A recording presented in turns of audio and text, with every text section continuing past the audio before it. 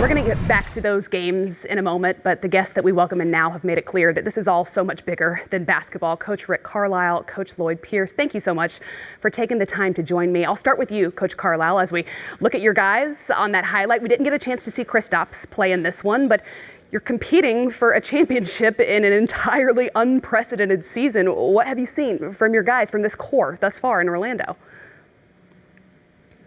Well, we've seen a lot of good things. Tonight's game was the tale of two halves. We were real good in the first half, and we weren't very good in the second half. So there's a lot of things to work on. But we view this as really a historic situation, a historic opportunity for everybody.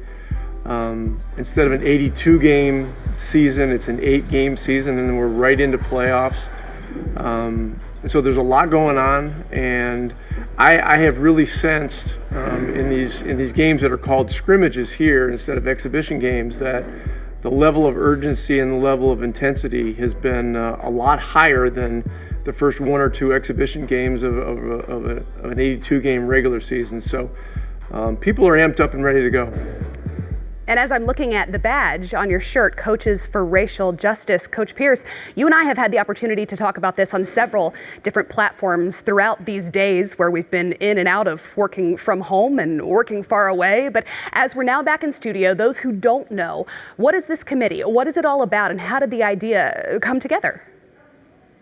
I think the pin that you saw on Rick's shirt there is really a symbolic gesture for all 30 of our head coaches in the league, really all of our coaches in the NBA. It's our stance and to signify our unity in supporting our players, supporting our community, supporting our nation right now for racial equality and racial justice. And we wanted to just show as coaches we've come together, we're starting to strategize and plan different ways that we can impact 30 different cities, our NBA cities. And we wanted to do it from the head coaches on down in terms of our leadership and our commitment to that fight. Coach Carlisle, you're not only wearing that badge, but you're part of this PSA with 29 other head coaches that's going to run prior to the NBA's restart. How do 30 head coaches unify in a message? Well, when this thing came together at the end of May, it was just a few days after George Floyd's death, and we were able to get a Zoom call with all 30 coaches together within 6 or 7 hours, which is something that's never happened in any sport. And Lloyd made an impassioned appeal to all of us that we needed to unite and we needed to use our platform to make a difference. And so, Lloyd has developed a relationship with Brian Stevenson at the Equal Justice Initiative in Montgomery, Alabama. Brian's agreed to partner with us. One of the things we're doing is we're reading from the Equal Justice Initiative calendar every day. This calendar has an event for every day of the year. There's an anniversary of an event of racial injustice some year, sometime. And so we've been reading these every day to the media.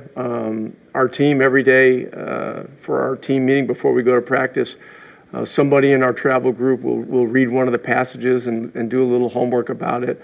And it's just a reminder that, to get better and to grow and to get through this and make things better in the future, we've got to deal with our past, and we've got to talk honestly about the things that have happened over the last 400 years. Wow.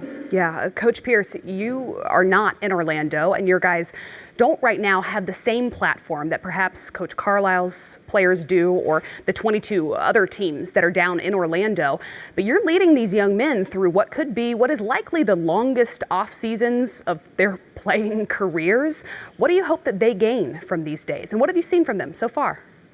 Well, I think it's the same thing that Rick talked about. It's a different circumstance for everybody involved.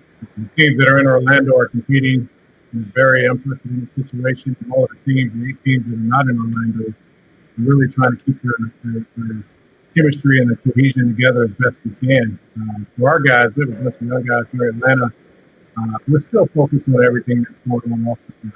So, we're still trying to, as a group, rally behind voting and encouraging our city to vote.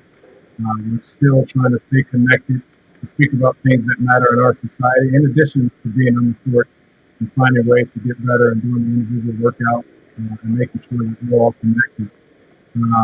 But 2020 is a very unique year in a lot of ways. And today is a very unique day. I was in Selma, Alabama, really celebrating the life of Congressman Lewis just this morning. And you also hear that we're 100 days away from voting. And our guys are all understanding of that information. I'm trying to share every bit and piece of information that comes my way with those guys so they understand that as we're away from the game, we're still connected. We're also connected to what's going on in our society, and that's really what's most important right now. Our character building will help us on the court eventually when we get an opportunity. Coaches, thank you both so much, not just for joining me, but for leading well. I so appreciate you. Thank you. When we come back, we're going to have highlights from the WNBA as opening weekend continues with the Sky taking on the team that eliminated them with, well, a similar shot for playoff contention last summer.